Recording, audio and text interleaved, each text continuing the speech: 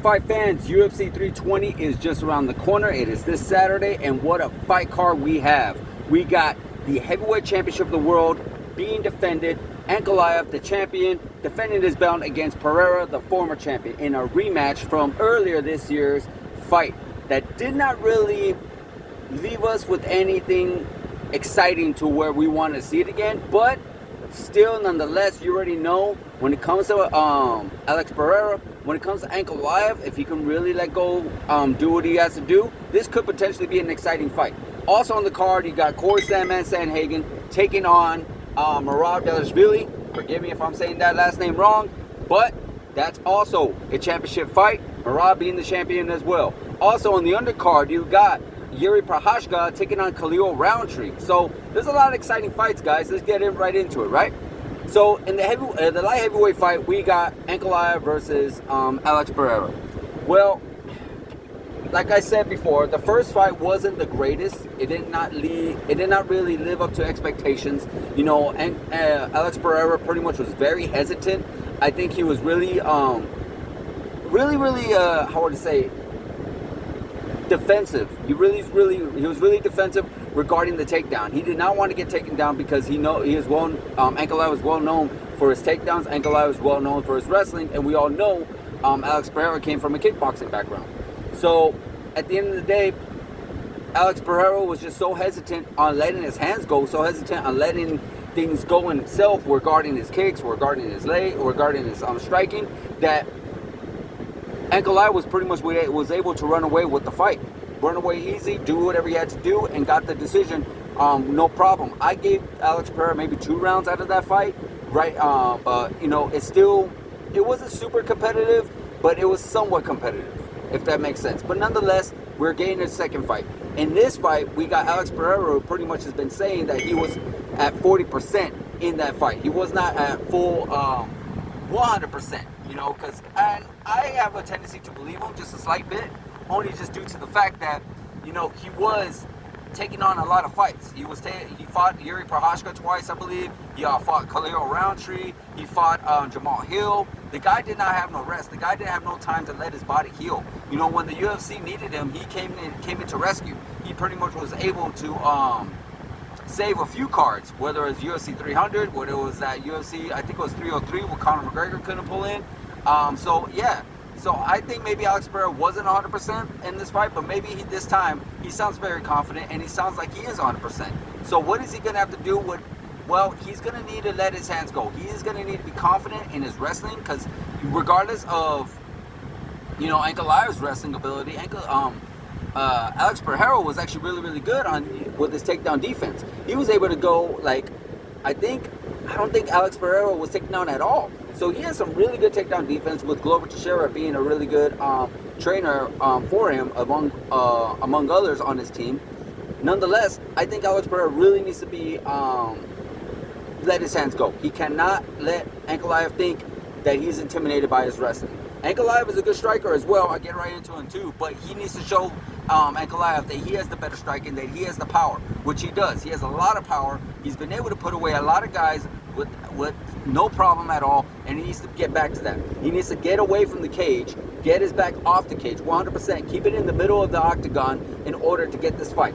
He could potentially stop Ankalaev, but it's going to be a tall order to take, because 100% Ankalaev is no punk. And Ankalaev, the only way he can really win is by intimidating Alex Pereira, going for shoots, going up top, utilizing a full-round mixed martial artist, where show him that he is the better wrestler, that he can wrestle, that he can also strike as well.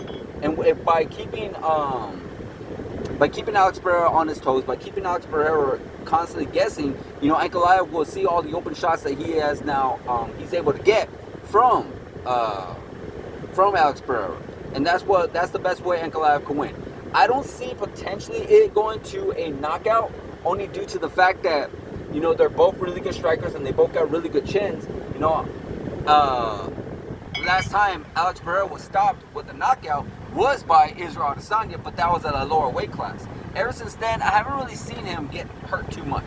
So we got to wait and see what happens there. But in my personal opinion, who I see winning this fight, I feel like Alex Pereira can do it. I feel like he's seen what Ankalaev has. I feel like he's well rested now. He is well recuperated, and I feel like he's determined and dedicated and motivated to actually get this fight back and get his championship back. That's my personal opinion, guys.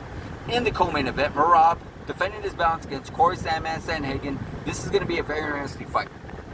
Sandman, who's always been basically not necessarily a number one contender, but more like a second contender, like a guy that's always tried his best to become a number one contender. Like he had number one contender fights from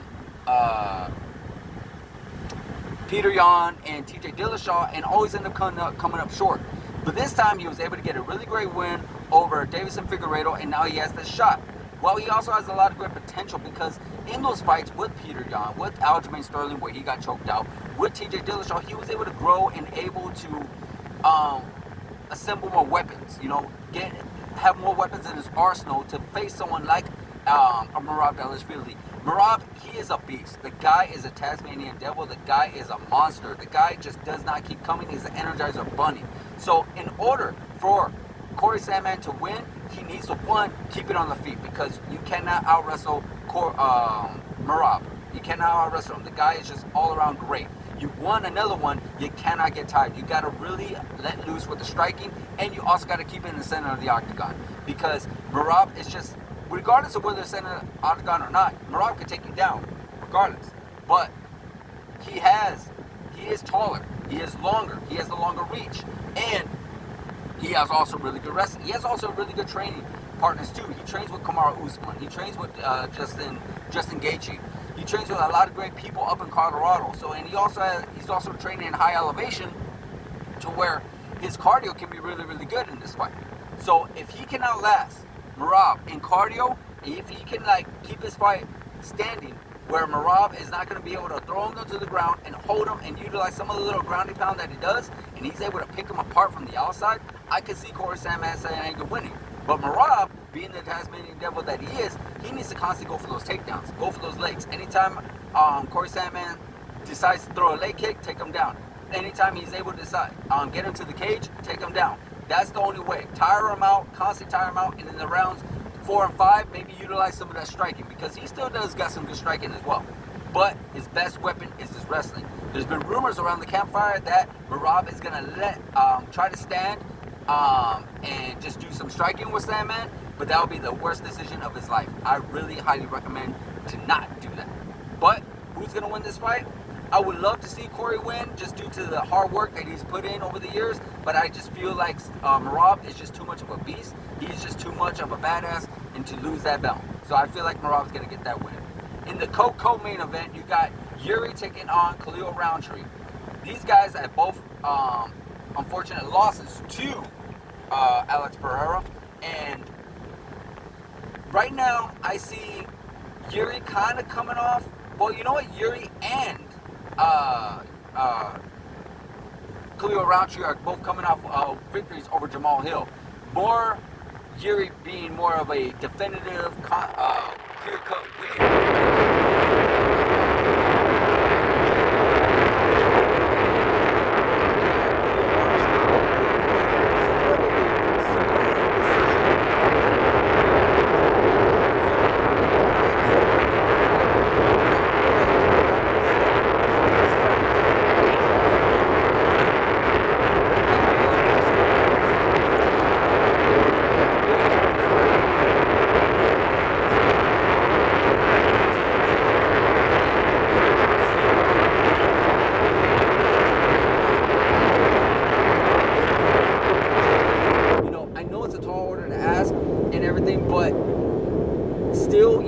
Is still starting to look a little bit more fine-tuned, if you want to say. Where Khalil Roundtree, he is a little bit more older, and I don't know, he just seemed a little bit more hesitant regarding when he fought Jamal Hill. That's what I saw.